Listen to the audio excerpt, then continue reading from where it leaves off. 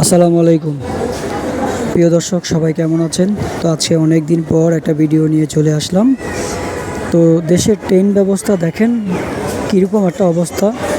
আমরা ট্রেনের টিকিট কেটেছি অথচ যেতে পারি নাই।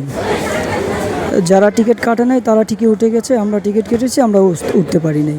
তো দেশের সরকারের দৃষ্টি আকর্ষণ করছি, এই ট্রেন ব্যবস্থাকে একটু ভালো করার উদ্যোগ নেন, ভালো করার একটু ব্যবস্থা নেন, ট্রেন ব্যবস্থাকে একটু ভালো করার উদ্যোগ নেন। আমরা সাধারণ জনগণ এই ট্রেন নিয়ে খুব টেনশনে আছি, খুব কষ্টে আছি। এখন বসে আছি, যেতে তো পারলামই না, পরের ট্রেনের অপেক্ষায় আছি।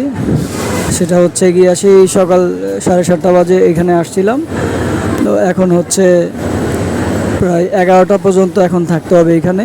11টা পর্যন্ত থাকার পরেও সন্দেহ আছে তারপরের ট্রেনে যেতে পারি কি না, কারণ সিট তো পাবোই না, দাঁড়িয়ে যেতে পারি কি না সেটাও সন্দেহ আছে। তো এই হচ্ছে ঝামেলা। তো দোয়া করবেন আমার জন্য, খুবই কষ্টে এবং খুব ঝামেলার ভিতরে যাচ্ছে। তো এত কষ্ট ট্রেনে ওঠা, আল্লাহ। লোকাল ট্রেনে আসলে টিকিট কেটে ওঠাটাই খুব কষ্ট। আমার এখন গেল সিটের টাকা ঢোকা সবই গেল, পেলাম না, ট্রেনটা মিস করলাম, উঠতে পারলাম না।